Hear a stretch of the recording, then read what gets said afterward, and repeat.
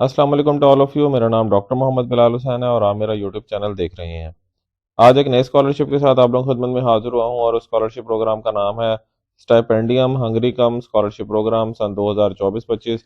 ये scholarship programme जो है ये हंगरी की गवर्नमेंट ऑफर कर रही है पाकिस्तानी स्टूडेंट्स के लिए और ये बहुत अच्छा स्कॉलरशिप प्रोग्राम है और इसकी डिटेल अभी मैं आप लोगों के साथ जो है वो शेयर करूंगा।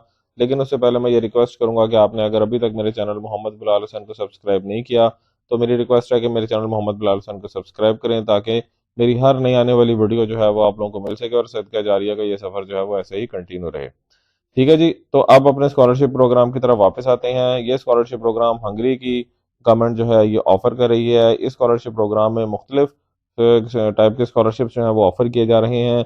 यानी कि अगर कोई बच्चा जिसने अपना अभी इंटरमीडिएट कंप्लीट किया है तो वो जनाब बैचलर्स प्रोग्राम के ऊपर अप्लाई कर सकता है, या अगर कोई बच्चा जो है वो one tier masters degree program के ऊपर अप्लाई करना चाहता है, यानी डीवीएम के ऊपर अप्लाई करना चाहता है, डी फार्मेसी पे अप्लाई करना चाहता है, तो वो भी स्कॉलरशिप प्रोग्राम के ऊपर अप्लाई कर सकता है अपने इंटरमीडिएट के बाद।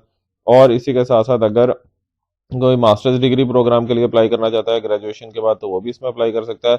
और इसी तरह वो स्टूडेंट्स जिन्होंने अपने 17 या 18 साल एजुकेशन जो है वो कंप्लीट कर ली है, एमफिल की फॉर्म में कंप्लीट कर ली है, तब भी वो पीएचडी प्रोग्राम के ऊपर जो है वो अप्लाई कर सकते हैं।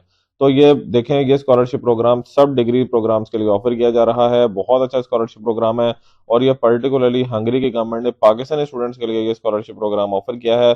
और इस दफ़ा नंबर ऑफ स्कॉलरशिप्स भी हंगरी की जो गवर्नमेंट है उन्होंने पाकिस्तानी स्टूडेंट्स के लिए ज़्यादा कर दिए हैं। इसका मतलब ये है कि आपके स्कॉलरशिप होने के चांसेस जो हैं वो ज़्यादा हो गए हैं। इसलिए मेरी आप सब लोगों से रिक्वेस्ट है कि एक तो इस वीडियो को अंत तक ज़रूर देखें ताकि आपके पास सारी इन्फॉर्मेशन कंप्लीट इन्फॉर्मेशन आ जाए, ताकि आप इसके ऊपर सक्सेसफुली स्कॉलरशिप प्रोग्राम के ऊपर अप्लाई कर सकें। ठीक है जी, तो ये तो था जनाब इसका इंट्रोडक्शन। अब हम इसके एलिजिबिलिटी क्राइटेरिया की तरफ चलते हैं कि अगर आप इस स्कॉलरशिप प्रोग्राम पर अप्लाई करना चाहते हैं तो आपके लिए किन किन रिक्वायरमेंट्स का पूरा करना जो है वो ज़रूरी है। तो एलिजिबिलिटी क्राइटेरिया की अगर हम बात करते हैं तो इसके अंदर जनाब आपका पाकिस्तानी सिटीजन होना या आज़ाद जम्मू एंड कश्मीर का सिटीजन होना जो है वो ज़रूरी है। नंबर दो, अगर आप अपनी डिग्री के आखिरी साल के अंदर हैं, यानी बीएस के अगर आप 7 सेमेस्टर के अंदर हैं या एमफिल के 3rd सेमेस्टर के अंदर हैं, तब भी आप इस स्कॉलरशिप प्रोग्राम के ऊपर अप्लाई कर सकते हैं। यानी कि आपकी डिग्री अगस्त 2024 से पहले पहले जो है वो कंप्लीट होनी लाजमी है और आपके पास सारे रिक्वायरमेंट्स और अपने सर्टिफिकेट्स वगैरह पूरे हों तो तब भी आप इस स्कॉलरशिप प्रोग्राम के ऊपर अप्लाई कर सकते हैं। यानी जो जो बैचलर के स्कॉलरशिप के ऊपर अप्लाई करना चाहते हैं, ठीक है जी, तो वो भी स्टूडेंट्स इस स्कॉलरशिप प्रोग्राम पे अप्लाई कर सकते हैं। या अगर ऐसे स्टूडेंट्स जो डीवीएम के ऊपर अप्लाई करना चाहते हैं, डी फार्मेसी डेंटिस्ट्री वगैरह के ऊपर अप्लाई करना चाहते हैं, इसको बोलते हैं one tier master degree program, तो तब भी स्टूडेंट्स जिनका इंटरमीडिएट कंप्लीट हो गया है वो भी स्कॉलरशिप प्रोग्राम के ऊपर इन डिग्रीज के अंदर जो है वो अप्लाई कर सकते हैं। लेकिन इसी तरह जो बच्चे जिन्होंने अभी अपना बैचलर्स कंप्लीट किया है, 16 साल एजुकेशन कंप्लीट किया और वो मास्टर के स्कॉलरशिप के ऊपर अप्लाई करना चाहते हैं, वो भी जनाब स्कॉलरशिप प्रोग्राम के ऊपर अप्लाई कर सकते हैं। या जिन्होंने अपनी 16 साल एजुकेशन मुकम्मल कर ली है, ठीक है, वो भी स्कॉलरशिप प्रोग्राम के ऊपर अप्लाई कर सकते हैं। और इसमें भी तकरीबन almost her field of study जो है, तकरीबन हर फील्ड ऑफ स्टडी के मास्टर्स प्रोग्राम इस पर्टिकुलर स्कॉलरशिप के अंदर जो है वो मौजूद हैं। इसी तरह पीएचडी प्रोग्राम्स के लिए भी अगर आपकी 17 या 18 साल एजुकेशन कंप्लीट है तो तब आप स्कॉलरशिप प्रोग्राम के ऊपर अप्लाई कर सकते हैं। और अगेन अगर आपकी ट्रांसक्रिप्ट अभी मौजूद नहीं है या अभी एमफिल आपका कंप्लीट नहीं हुआ तो कोई ऐसा मसला नहीं है। अगर आप अपने सारे डॉक्यूमेंट्स 1 अगस्त 2024 से पहले पहले प्रोवाइड कर सकते हैं तो जनाब आप बिल्कुल पीएचडी प्रोग्राम के ऊपर भी तसल्ली से जो है वो अप्लाई कर सकते हैं, कोई टेंशन लेने की ज़रूरत नहीं है। एक और इम्पॉर्टेंट चीज़ ये आ जाती है कि जो अंडर ग्रेजुएट इंजीनियरिंग प्रोग्राम्स हैं वो स्कॉलरशिप प्रोग्राम में ऑफर नहीं किए जा रहे। अंडर ग्रेजुएट इंजीनियरिंग प्रोग्राम जैसे केमिकल इंजीनियरिंग, मैकेनिकल इंजीनियरिंग और दूसरे जितने भी एरोनॉटिकल इंजीनियरिंग और ये जो वो प्रोग्राम स्कॉलरशिप प्रोग्राम में ऑफर नहीं किए जा रहे हैं। इसी के साथ साथ कोई इसके अंदर अपर एज लिमिट जो है वो एप्लीकेंट्स की नहीं बताई गई स्कॉलरशिप प्रोग्राम के अंदर। लेकिन ये ज़रूरी है कि अगर आप बैचलर्स प्रोग्राम में अप्लाई करना चाहते हैं तो आपकी उम्र कम से कम 18 साल होनी जो है वो लाजमी है। यानी कि ऐसे बच्चे जो कि 31 अगस्त 2006 से 6 को या उससे पहले पैदा हुए हैं तो वो बच्चे जो हैं वो 18 साल के हैं। ठीक है जी, ऑन या उससे पहले जो बच्चे पैदा हुए हैं वो 18 साल के हैं तो वो जनाब जो है वो इस स्कॉलरशिप प्रोग्राम के ऊपर जो है वो अप्लाई कर सकते हैं। यानी कि आपकी उम्र 18 साल होनी चाहिए लाजमी तौर पर अगर आप बैचलर्स प्रोग्राम पे अप्लाई करना जो है वो चाह रहे हैं, यानी मिनिमम 18 साल होने जो लाजमी है। अच्छा, उसके बाद फिर आ जाती है जी एप्लीकेंट जो है उसने सारी की सारी जितने भी फील्ड्स जो मेंशन की गई हैं एप्लीकेशन के अंदर हंगरी की एप्लीकेशन के अंदर या एचईसी की एप्लीकेशन के अंदर उनको फिल करना जरूरी है। एक इंपॉर्टेंट चीज मैं आप लोगों को बता दूं कि इस स्कॉलरशिप प्रोग्राम के अंदर आपने दो एप्लीकेशन फॉर्म्स फिल करने हैं। एक एप्लीकेशन फॉर्म आपने फिल करना है जो कि हंगरी हंगरी का एप्लीकेशन फॉर्म है, एक एप्लीकेशन फॉर्म वो आपने फिल करना है, और एक एप्लीकेशन फॉर्म आपने जो ऑनलाइन फिल करना है वो एचईसी की तरफ से आपने फिल करना है। और ये कंप्लीट एप्लीकेशन फॉर्म्स अब आपके फिल होंगे तो ही उसी सूरत में आपका एप्लीकेशन जो है वो वैलिड कंसिडर होगी। अगर इनमें से किसी भी एक एप्लीकेशन फॉर्म को आपने फिल नहीं किया तो आपकी स्कॉलरशिप एप्लीकेशन कंसिडर नहीं होगी। ये आपने ध्यान में रखना है, ठीक है। इसकी डिटेल्स में अगली वीडियो में इंशाल्लाह ताला शेयर करूंगा कि किस तरह आप इन एप्लीकेशन फॉर्म्स को फिल कर सकते हैं, क्योंकि अगर उसकी डिटेल भी मैं इसी वीडियो में डाल दूंगा तो वीडियो बहुत ज्यादा लंबी हो जाएगी, इसलिए इन दोनों एप्लीकेशन फॉर्म्स को फिल करना लाजमी है।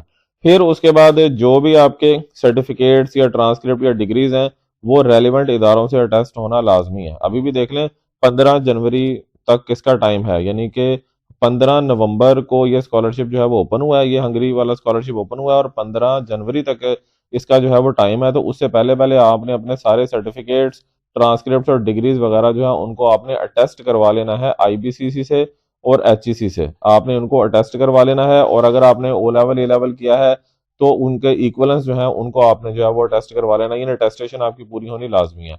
अगर इनकेस अभी आपके पास सर्टिफिकेट्स या डिग्रीज वगैरह मौजूद नहीं है, तो यानी आपकी डिग्री इनकेस अगर आपकी कंप्लीट नहीं है और वो डिग्री आपको बाद में मिलेगी, तो 1 अगस्त 2024 से पहले पहले सारी डिग्रीज आपने अपनी कंप्लीट करके उनको टेस्ट करवा के आपने जमा करवाना है।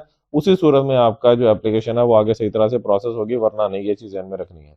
फिर और एक और इम्पॉर्टेंट चीज आ जाती है कि चूंकि इसके अंदर हमने हंगरी की जो डिफरेंट यूनिवर्सिटीज है उनकी रिक्वायरमेंट्स को फॉलो करना है, तो कुछ हंगरी के जो यूनिवर्सिटीज हैं वो आईएलटीएस या टॉफल मांगती हैं, सारी नहीं मांगती, लेकिन कुछ यूनिवर्सिटीज जो है वो आईएलटीएस या टॉफल मांगती हैं। तो अगर वो आईएलटीएस या टॉफल मांगेंगी तो आपको आईएलटीएस या टॉफल करना पड़ेगा, ठीक है। लेकिन अगेन ये जरूरी नहीं है, कुछ हंगरी की ऐसी यूनिवर्सिटीज भी हैं जो कि इंग्लिश प्रोफिशिएंसी सर्टिफिकेट के ऊपर ही चल जाएंगी। तो आपने खुद फिर अब इसको सर्च करना है कि कौन सी यूनिवर्सिटीज हैं जो कि आईएलटीएस या टॉफल मांग रही हैं और कौन सी जो है वो नहीं मांग रही। तो जो मांग रही होंगी वहां पे आपने इनकी रिक्वायरमेंट को पूरा करना है। अभी भी अगेन 2 महीने आपके पास है। अगर आप आईएलटीएस या टॉफल देना चाहें, यानी कि आप ऐसी यूनिवर्सिटी में अप्लाई करना चाह रहे हैं जहां पे आईएलटीएस या टॉफल की डिमांड है, तो आप बड़े आराम से इसको दे सकते हैं, क्योंकि ये बहुत अच्छे स्कॉलरशिप अपॉर्चुनिटी है, इसको मिस नहीं करना चाहिए। उसके बाद अगला पॉइंट आ जाता है एलिजिबिलिटी क्राइटेरिया में कि आपका जो भी मेडिकल सर्टिफिकेट है वो आपने लाजमी तौर पर कंप्लीट करना है।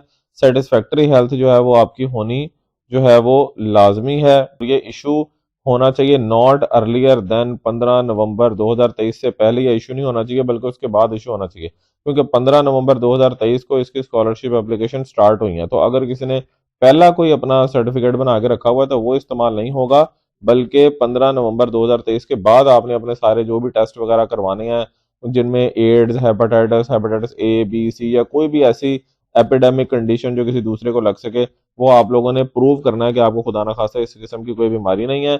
और इसका जो मेडिकल का फॉर्म है वो भी हंगरी की वेबसाइट्स के ऊपर पड़ा हुआ है।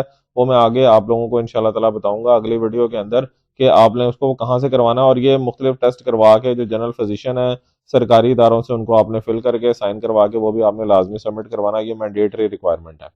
फिर उसके बाद आगे आता है जी कि in case of the final selection, अगर आपकी सिलेक्शन हो जाती है तो कैंडिडेट जो है उन्होंने एक बॉन्ड जो है वो फिल करना है, जो कि लीगल बॉन्ड होगा एचईसी के साथ। लीगल बॉन्ड उन्होंने फिल करना होगा कि जनाब आपकी जब सिलेक्शन हो गई तो आप अपना फील्ड ऑफ स्टडी चेंज नहीं कर सकते, क्योंकि बाद स्टूडेंट क्या करते हैं कि पहले फील्ड ऑफ स्टडी एक अपना कहते हैं कि जनाब हमने इसके अंदर डिग्री करनी है, बाद में जब उनकी सिलेक्शन हो जाती है फिर उनका माइंड चेंज हो जाता है, नहीं जी नहीं हमने अपना फील्ड चेंज करना है, तो वो तब चेंज नहीं हो सकता और उनको वो लिख के देना होगा। ये चीज़ है, ये ध्यान में रखनी है।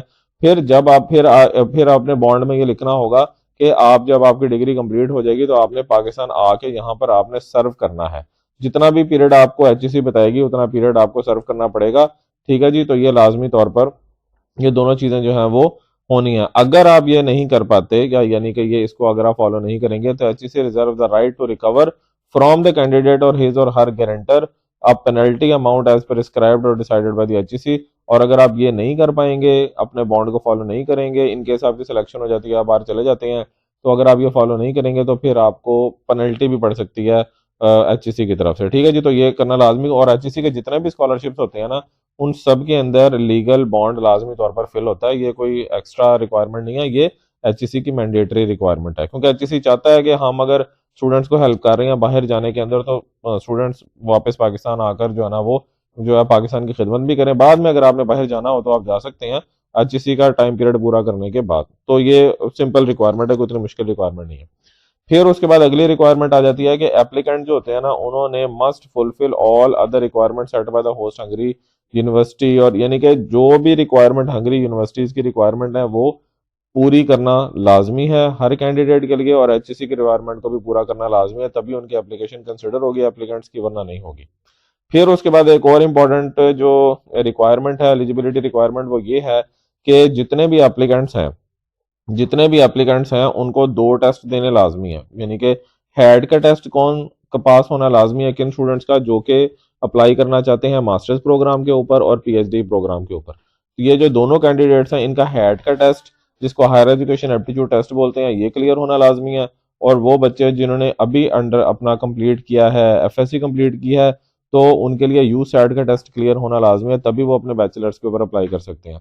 और इन दोनों टेस्टों के अंदर कितने मार्क्स आपके होने चाहिए? 50 नंबर, 100 में से 50 नंबर कम से कम आपने जो है ना वो हासिल किए हुए हों। और अगर किसी का टेस्ट जो है ना वो कंप्लीट, यानी किसी ने टेस्ट ऑलरेडी दिया हुआ है 1 जनवरी 2022 के बाद, तो वो टेस्ट रिजल्ट यहाँ पर जो है वो कंसिडर हो जाएगा। और अगर किसी ने अभी टेस्ट नहीं दिया और उसका अभी ये दोनों टेस्ट भी रहते हैं, यानी कि हेड का टेस्ट अगर किसी ने नहीं दिया या USAT का टेस्ट अगर किसी ने नहीं दिया, तो कोई मसला नहीं है, आप लोग अपने आप को रजिस्टर करवा सकते हैं HEC की वेबसाइट के ऊपर, और जो है वो इस हेड का टेस्ट भी दे सकते हैं और USAT का टेस्ट जो है वो भी दे सकते हैं, और उसको क्लियर करके बड़े आराम से आप स्कॉलरशिप के ऊपर अप्लाई कर सकते हैं, क्योंकि इन टेस्टों के रिजल्ट के बगैर आप इस स्कॉलरशिप एप्लीकेशन पर अप्लाई नहीं कर सकते। ये चीज आपने ध्यान में रखनी है, ठीक है जी। अच्छा, उसके बाद फिर आ जाती है कि जो इनिशियल स्क्रीनिंग या स्क्रूटनी जो भी है वो किस बेस पर होगी? वो इन्हीं टेस्टों की बेस पे होगी, USAT और हेड के टेस्ट के ऊपर होगी, ठीक है जी। और आपके जो है ना वो ओवरऑल जो एकेडमिक जो रिकॉर्ड है उसकी बेस के ऊपर जो है ना वो होगी। और HEC साथ ही साथ ये भी राइट रिजर्व रखता है कि वो नॉमिनेशन क्राइटेरिया में अगर थोड़ी बहुत तब्दीली करना चाहे तो वो थोड़ी बहुत तब्दीली जो है वो कर सकता है। फिर नॉन एलिजिबिलिटी, यानी कि इन कौन से लोग हैं जो अप्लाई नहीं कर सकते? ऐसे पाकिस्तानी जिनके पास डुअल नेशनैलिटी है वो स्कॉलरशिप प्रोग्राम के ऊपर अप्लाई नहीं कर सकते, और ऐसे एप्लीकेंट्स जो कि गलत इन्फॉर्मेशन अपनी प्रोवाइड करेंगे या मिसलीडिंग इन्फॉर्मेशन प्रोवाइड करेंगे, उनकी एप्लीकेशन नंबर 1 तो खारिज कर दी जाएगी HEC की तरफ से, और उनको पेनल्टी भी बढ़ सकती है। ये चीज़ ध्यान में रखनी है, इसलिए अपनी कोई गलत इन्फॉर्मेशन आप लोगों ने नहीं देनी है, तो उसमें फिर इन एलिजिबिलिटी जो है ना वो उनके लिए आ जाएगी। बाकी इसके अंदर जो जो भी इंपॉर्टेंट लिंक्स हैं, ठीक है जी, जिस तरह ये यहाँ पर इंपॉर्टेंट लिंक है, ये इंपॉर्टेंट लिंक है, ये सारे इंपॉर्टेंट लिंक्स जो हैं मैं डिस्क्रिप्शन के अंदर नीचे मेंशन कर दूंगा। और ये जो मैं सारा कुछ बता रहा हूँ ये HEC की ऑफिशियल वेबसाइट से देख के आप लोगों को बता रहा हूँ, ठीक है जी, सारा कुछ, तो आप लोगों के लिए काफी ज्यादा आसानी हो जाएगी।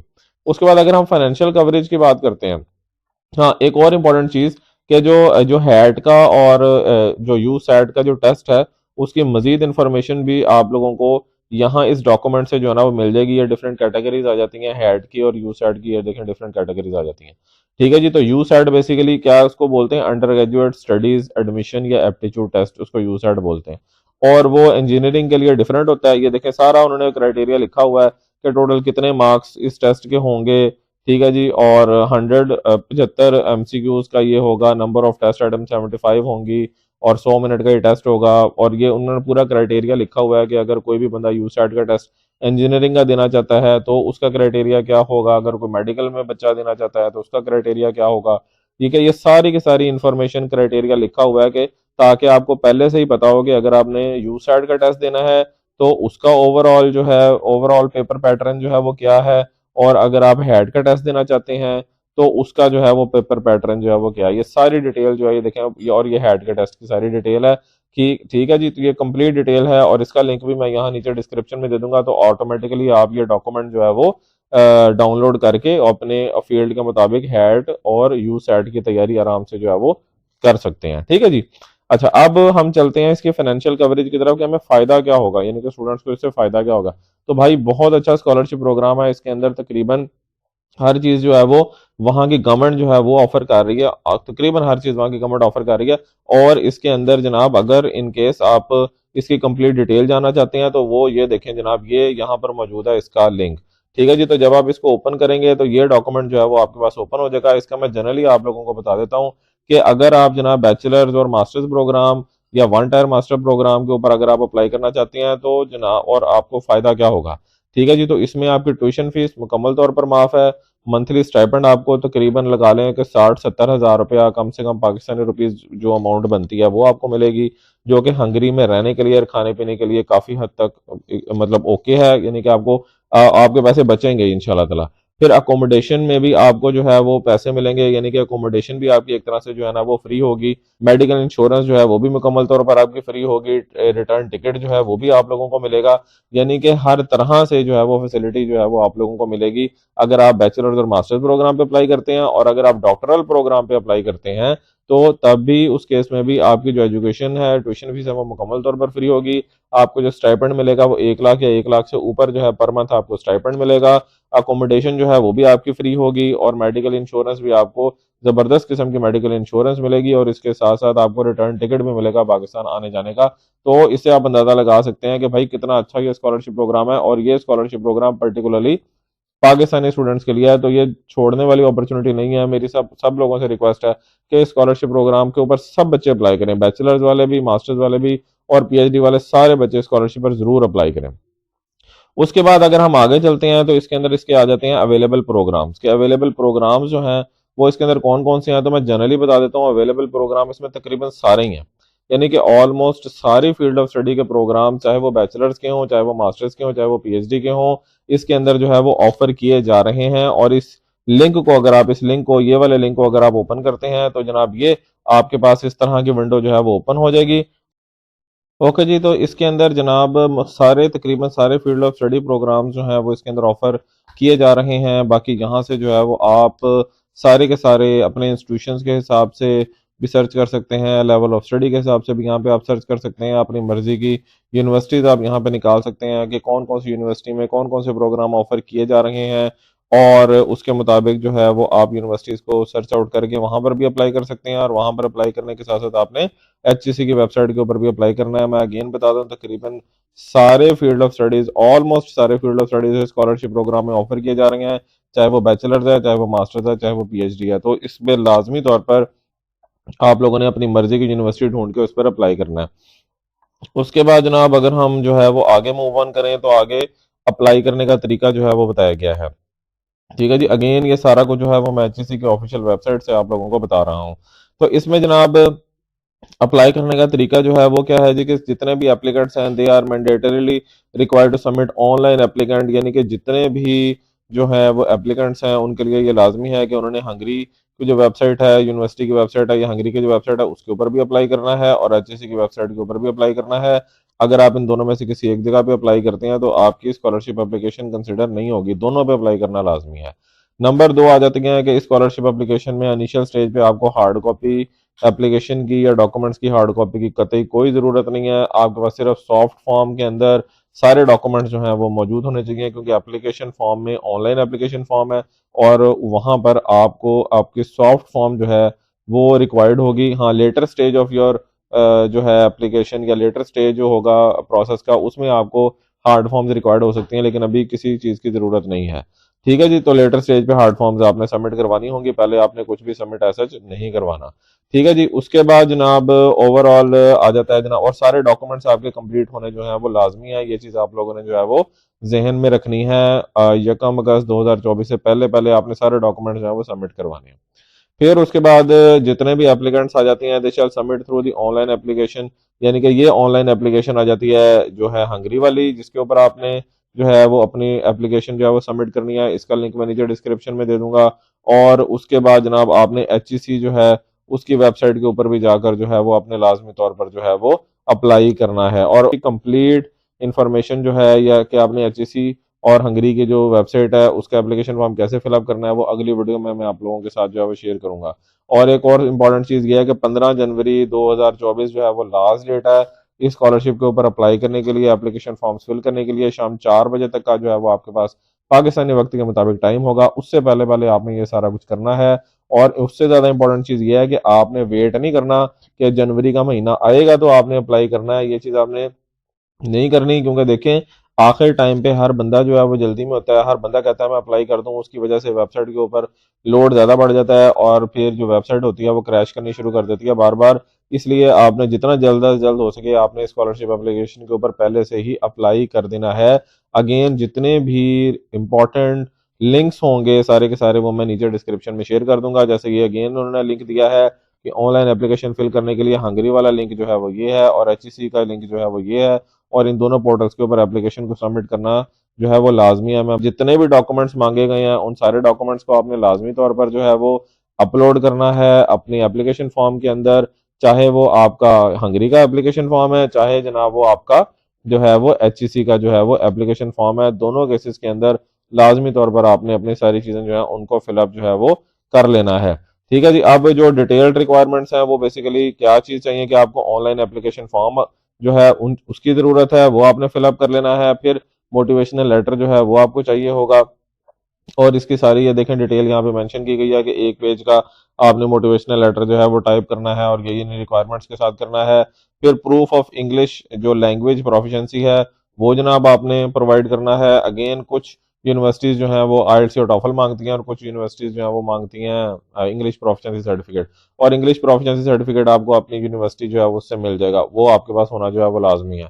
फिर उसके बाद अगर हम आगे चलते हैं तो आपके जितने भी सर्टिफिकेट्स हैं डिग्रीज वगैरह हैं वो जनाब आपके पास होने लाजमी है। अगर आप बैचलर्स के ऊपर अप्लाई करते हैं तो आपके पास इंटरमीडिएट तक का सर्टिफिकेट और वो होना लाजमी है। अगर आप मास्टर्स के ऊपर अप्लाई करना चाहते हैं तो बैचलर्स की डिग्री, बैचलर्स तक की सब डिग्री ट्रांसक्रिप्ट होना लाजमी है। अगर आप पीएचडी के ऊपर अप्लाई करना चाहते हैं तो आपके पास एमफिल बीएस और इंटरमीडिएट और मैट्रिक इन सब चीज़ों की डिग्रीज और ट्रांसक्रिप्ट का होना जो है वो लाजमी है, वगैरह वगैरह। और जहां जहां भी ट्रांसलेशन की जरूरत है तो वहां पर आपके जितने भी डॉक्यूमेंट्स हैं ना वो इंग्लिश में होने चाहिए, ये चीज आपने ध्यान में रखनी है, सिंपल सी बात है। फिर ट्रांसक्रिप्ट का होना जरूरी है, डिग्रीज का भी होना जो है वो जरूरी है, इन सारी चीजों का टेस्ट होना जो है वो भी जरूरी है। ठीक है जी। अगेन फिर जो आ जाता है जनाब आपका मेडिकल कंडीशन का जो सर्टिफिकेट है वो मैं ऑलरेडी बता चुका हूँ, वो आप लोगों ने सबमिट करना है। देखिए सारी इन्फॉर्मेशन देखें, सारी सीधी की सीधी सारी इन्फॉर्मेशन यहाँ के ऊपर मौजूद है। फिर इस लिंक के थ्रू जाके आप जो है वो परफॉर्मा भी हासिल कर सकते हैं, इस लिंक के थ्रू जाके मेडिकल सर्टिफिकेट का परफॉर्मा हासिल कर सकते हैं। और इस परफॉर्मा को, इसका लिंक भी मैं नीचे डिस्क्रिप्शन में दे दूंगा, और इस परफॉर्मा को आपने फिलअप करना है और किसी फिजिशियन, सारे टेस्ट करवाने हैं, फिजिशियन से साइन करवाने हैं और इसकी कॉपी भी, ताकि आप यानी ये शो हो सके कि आप अच्छी हेल्थ कंडीशन में हैं। और ये आपने जमा करवाना है अपनी ऑनलाइन एप्लीकेशन के ऊपर भी सबमिट करना है, उसके बगैर आपकी एप्लीकेशन फाइनलाइज नहीं होगी। कॉपी ऑफ पासपोर्ट होना आपके पास जरूरी है। मैं बार बार बता रहा हूँ, अक्सर बच्चों में से पूछ रहे होते हैं कि सर क्या पासपोर्ट के बगैर हम अप्लाई कर सकते हैं किसी भी स्कॉलरशिप के ऊपर। तो मेरी ये रिक्वेस्ट है कि भाई अपना पासपोर्ट लाजमी तौर पर जो है वो बनवा लें, क्योंकि जब आप बाहर अप्लाई करते हैं तो भाई वहां पर पासपोर्ट की होना आपका जरूरी है, उसके पासपोर्ट नंबर का होना जरूरी है, अदरवाइज आप उस पर अप्लाई बात नहीं कर पाते हैं। ठीक है जी। तो इसलिए काइंडली जो है वो आपने अपना जो पासपोर्ट है वो आपने पहले से ही बनवा लेना है, जल्दी जल्दी बनवा लें, 15 जनवरी अभी बहुत दूर है। इन सब डॉक्यूमेंट्स का प्रोवाइड करना जो है वो लाजमी है, वो जनाब है जरूरी। ठीक है जी। तो इस तरह आप इसके ऊपर अप्लाई करेंगे। अगेन मैं बता दूं कि इनकी एप्लीकेशंस को आपने किस तरह फिलअप करना है वो मैं अगली वीडियो में आप लोगों को जो है ना वो बताऊंगा। अच्छा, कुछ एडिशनल अगर हम रिक्वायरमेंट्स की बात करते हैं तो एडिशनल रिक्वायरमेंट्स हमारी कौन कौन सी आ जाती हैं कि अगर मजीद कोई और रिक्वायरमेंट्स अगर हैं तो उसमें है कि अगर आप पीएचडी के ऊपर अप्लाई करना चाह रहे हैं ना तो फिर आपको एक रिसर्च प्लान की लाजमी जरूरत पड़ेगी, और वो रिसर्च प्लान किस तरह का होना चाहिए उसकी रिक्वायरमेंट ये यहाँ पर उन्होंने मेंशन की हुई है, ये आप पढ़ सकते हैं। फिर लेटर ऑफ रिकमेंडेशन जो है ना वो आपको चाहिए होगा, जिसको रेफरेंस लेटर भी बोलते हैं, वो आपके पास होना चाहिए अपने उन प्रोफेसर का जिनके पास आपने डिग्री की है, ये होना लाजमी है, ये इंपॉर्टेंट है। इससे रिलेटेड भी मैंने पूरी एक वीडियो बनाई हुई है, तो वो जनाब मैं आप लोगों के साथ ना उसका लिंक नीचे डिस्क्रिप्शन में वो भी शेयर कर दूंगा। रिसर्च प्लान के ऊपर मैंने वीडियो बनानी है जिसको रिसर्च प्रपोजल भी बनाते हैं कहते हैं, तो उसके भी इंशाल्लाह ताला बना के उसका भी लिंक मैं शेयर कर दूंगा नीचे। फिर स्टेटमेंट ऑफ सुपरवाइजर यानी एक्सेप्टेंस टाइप है, ये लेटर टाइप है कि हाँ जी आपका जो सुपरवाइजर है वो आपको एक्सेप्ट कर रहा है कि आप हंगरी में आके यानी हंगरी वाला बंदा ही होगा जो कहेगा कि हाँ ठीक है आप हंगरी में आके तो मेरे पास जो है ना वो कर लें, डिग्री वगैरह कंप्लीट कर लें। तो अगर किसी जगह ये मांगी गई है चीज़ तो ये आपने देनी है। फिर उसके बाद आ जाता है जी कि एचईसी जो है ना वो क्या करेगी, वो टेस्ट और कंडक्ट कर सकती है, इंटरव्यूज वगैरह कंडक्ट कर सकती है। इनिशियली शॉर्ट लिस्टेड कैंडिडेट्स की एचईसी की मर्जी है वो कर सकती है। फिर इनकम्प्लीट एप्लीकेशंस एक्सेप्ट नहीं होंगी। बाकी इसमें वही चीज़ें हैं जो मैं ऑलरेडी आप लोगों को जो है वो बता चुका हूँ, बार बार वही चीज़ें जो है वो आगे जो है वो मेंशन हो रही हैं। फिर अगेन है कि दोनों एप्लीकेशंस का फिल करना जो है वो लाजमी है, एचईसी की एप्लीकेशन फिल करना भी लाजमी है और हंगरी की एप्लीकेशन फिल करना भी जो है वो लाजमी है। फिर भी इसी के साथ साथ अगर आपके माइंड में और भी कोई क्वेश्चंस आते हैं कि यार मैं मजीद, अगर आपने इसको जो है वो सर्च आउट करना है, आपके माइंड में कोई कंफ्यूजन है, तो एफएक्यूज में आपने जाना है। एफएक्यूज यानी फ्रीक्वेंटली आस्क्ड क्वेश्चंस में आपने जाना है, जहां पर सारे रेलिवेंट क्वेश्चंस यहाँ पर जो है ना मेंशन है। जितनी रेलिवेंट चीजें हैं सारी की सारी यहाँ पे मेंशन है। आप अगर एप्लीकेशन फॉर्म को फिल करने से पहले अगर इनको पढ़ना चाहें तो आप पढ़ सकते हैं। वैसे मैक्सिमम चीजें मैंने आप लोगों को बता दी हैं। फिर भी अगर आपके माइंड में कोई भी कंफ्यूजन है किसी भी तरह की, तो जनाब आप ये सारे क्वेश्चंस और उनके आंसर्स यहाँ पे सारे के सारे बताए गए हैं। आपने सिंपल उनको एक दफा पढ़ लेना है, आपके माइंड में हर चीज जो है वो क्लियर हो जाएगी। किसी कंसल्टेंट के पास आपको जाने की जरूरत नहीं है, खुद से आप लोगों ने सारा इसके ऊपर अप्लाई करना है और बगैर किसी टेंशन जो है उसके आपने जो है वो अप्लाई करना है। तो ये जनाब थी सारी की सारी इंफॉर्मेशन। कौन सी इंफॉर्मेशन?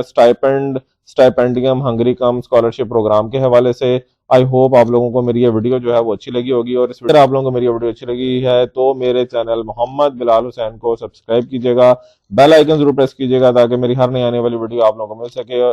अपना बहुत सा ख्याल रखिएगा। इंशाल्लाह ताला नेक्स्ट टाइम एक नए टॉपिक, एक नई वीडियो के साथ आप लोग खुद में दोबारा हाजिर होंगे। जजाकल्ला एंड अल्लाह हाफिज।